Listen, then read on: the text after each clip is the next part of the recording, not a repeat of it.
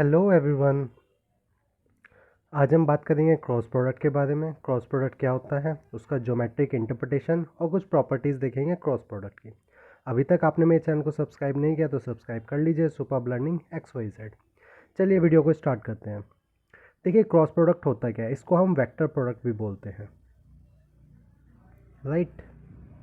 Vector product. अब देखिए इसको हम वेक्टर प्रोडक्ट और क्रॉस प्रोडक्ट क्यों बोलते हैं, पहले देखते हैं होता क्या है। तो देखिए ए और बी मेरे दो नॉन ज़ीरो और नॉन पैरेलल वेक्टर्स हैं। तो वेक्टर प्रोडक्ट उनका क्या होगा, ये हो गया रिप्रेजेंटेशन ए क्रॉस बी। देखिए यहाँ पे एक क्रॉस वर्ड हैगा, बीच में क्रॉस है, इसलिए हम इसको बोलते हैं क्रॉस प्रोडक्ट। तो ए क्रॉस बी क्या होता है, मेरा ए का मैग्नीट्यूड बी का मैग्नीट्यूड, उनके बीच में जो एंगल है उसका साइन, मीन्स जो ट्रिग्नोमेट्रिक फंक्शन होता है साइन थीटा, और यहाँ पे एक वेक्टर रहेगा, इसके बारे में भी बात करेंगे, राइट।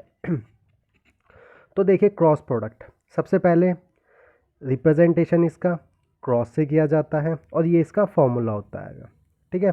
अब इसको हम वेक्टर प्रोडक्ट क्यों बोलते हैं, क्योंकि देखिए ए क्रॉस बी जो होता है, ये जो मुझे रिजल्ट देगा वो भी क्या होगा, मेरा एक वेक्टर होगा, इसलिए यहाँ पे मैंने एक यूनिट वेक्टर लगाया हुआ है। जो ए क्रॉस बी है, यानी कि ए वेक्टर और बी वेक्टर ये किसी प्लेन पे होंगे, राइट। इस तरीके से ये मेरा ए वेक्टर हो गया, ये मेरा बी वेक्टर हो गया, राइट। ये मेरा एक प्लेन बना रहे हैं, जैसे देखिए मैंने इस प्लेन पे इस पेपर पे इनको ड्रॉ किया है। तो ये जो एन कैप है ये एक ऐसा यूनिट वेक्टर है जो इस प्लेन के क्या होगा, परपेंडिकुलर। या तो ऐसे हो सकता है परपेंडिकुलर, या फिर डाउन द पेपर हो सकता है, राइट।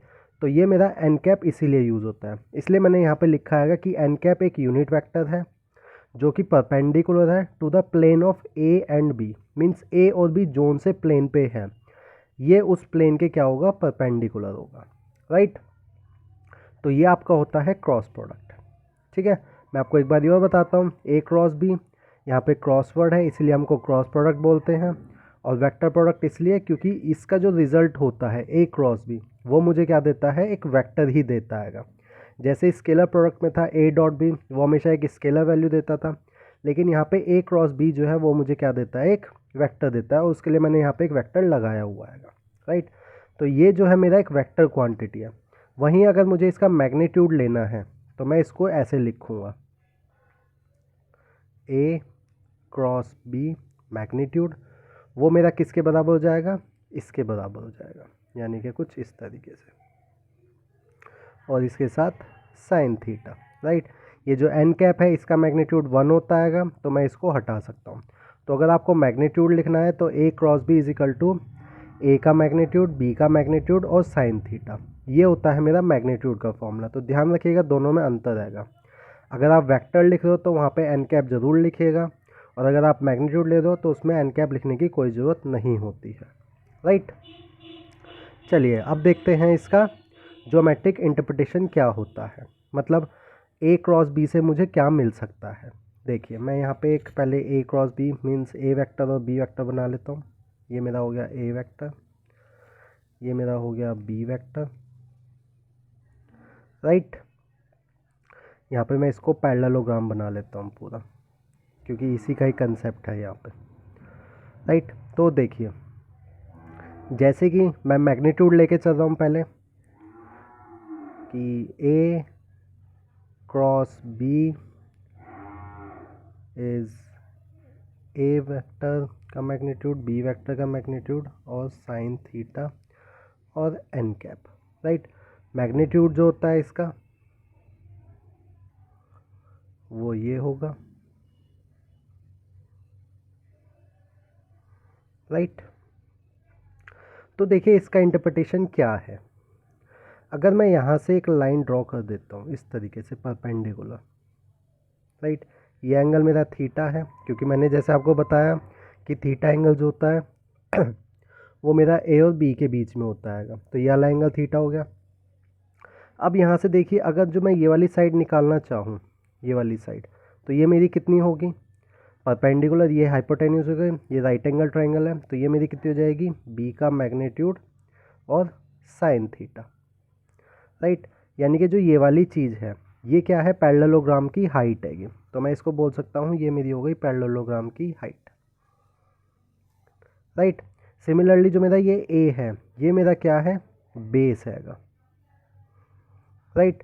तो देखिए बेस इनटू हाइट, तो मुझे क्या दे रहा है, ये पैरेललोग्राम का एरिया।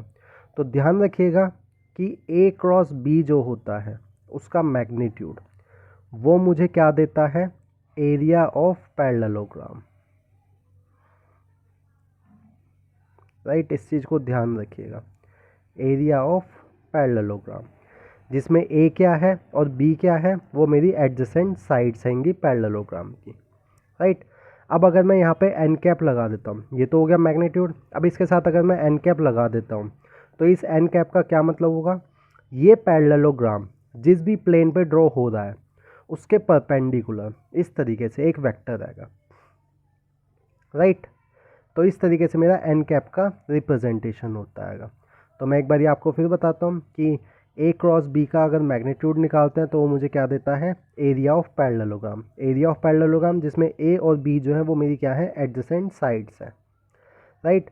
और ये एन कैप जो है वो क्या होता है, ये जो पैरेललोग्राम जिस भी प्लेन पे बना हुआ है उसके परपेंडिकुलर मुझे कोई भी अगर वेक्टर निकालना है, राइट, तो वो वेक्टर मुझे क्या दे देगा, ए क्रॉस बी दे देगा। तो मैं यहाँ पे लिख सकता हूँ कि ए क्रॉस बी का क्या मतलब होगा, इट इज़ दी वेक्टर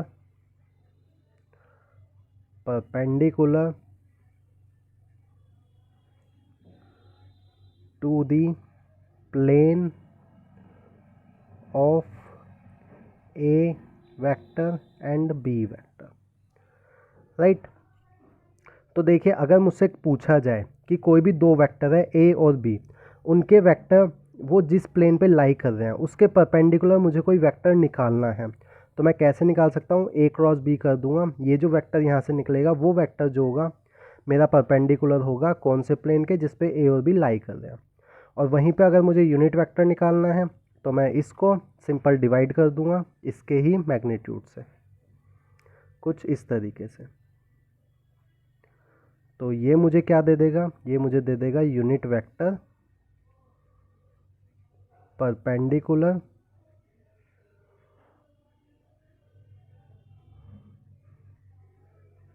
ये perpendicular to the plane of A vector and B vector.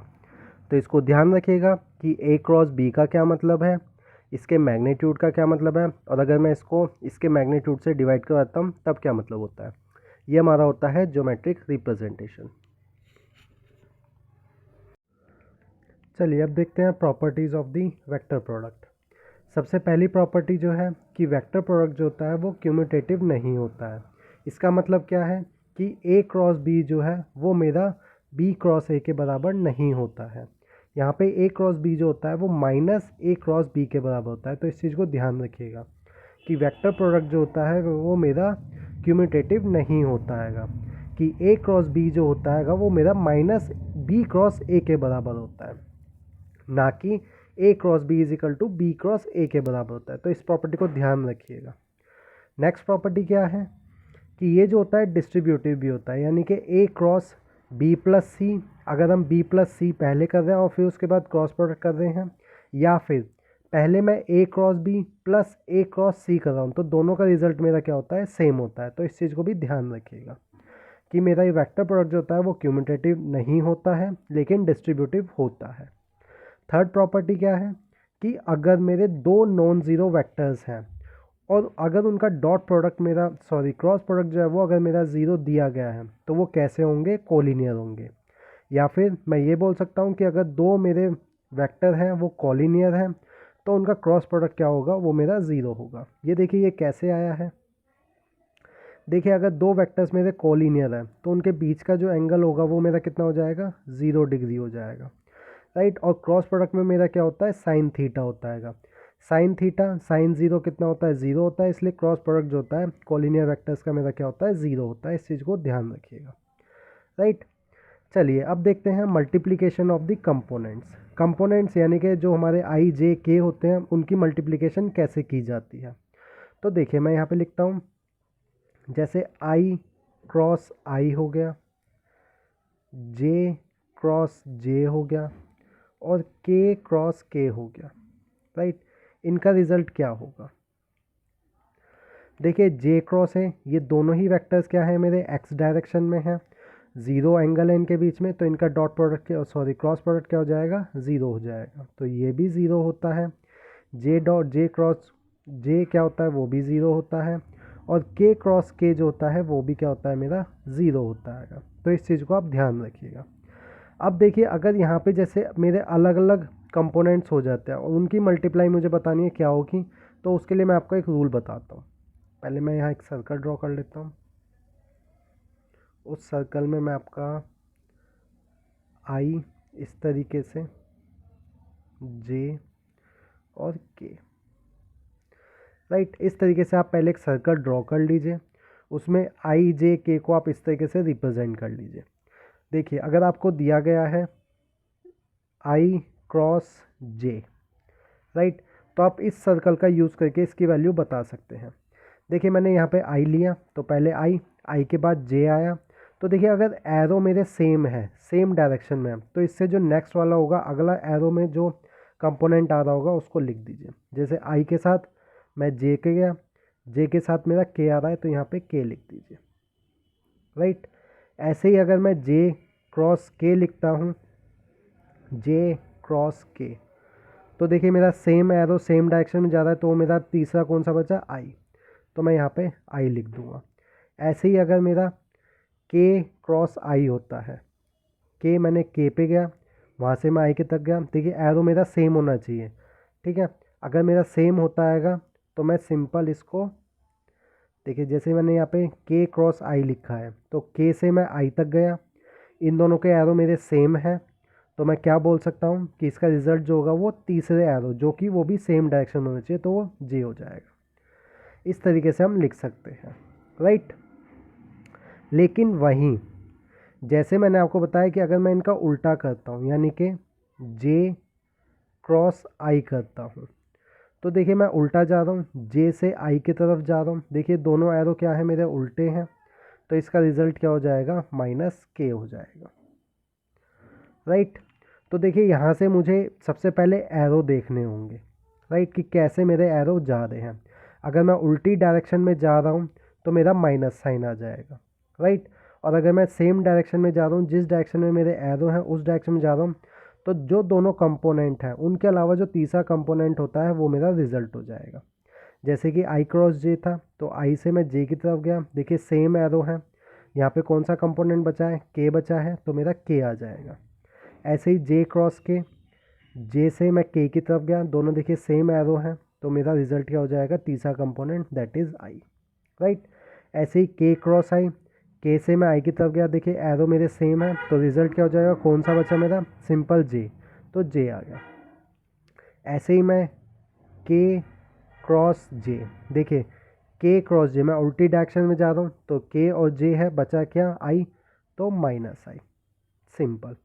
ऐसे ही अगर मैं आई क्रॉस के कर देता हूँ, तो आई देखिए मैं उल्टी डायरेक्शन में जा रहा हूँ, एरो की उल्टी डायरेक्शन में, तो इनमें से कौन सा कंपोनेंट बचेगा? जे, और वो माइनस साइन के साथ।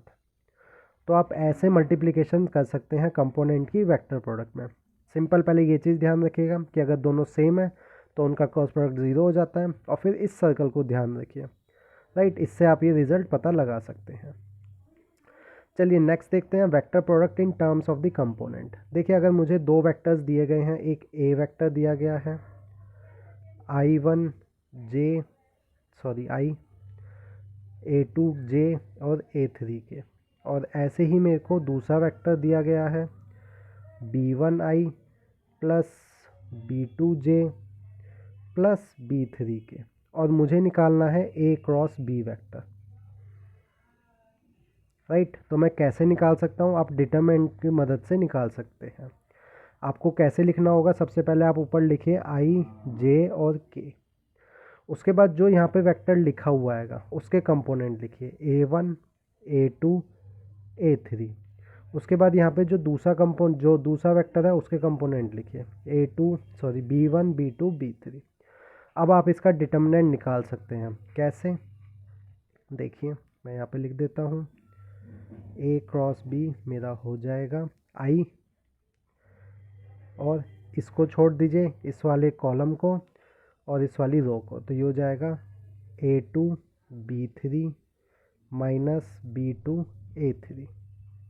उसके बाद माइनस साइन माइनस जे कैप, इसको छोड़ दीजिए, इसको छोड़ दीजिए, A1 B3 minus B1 A3।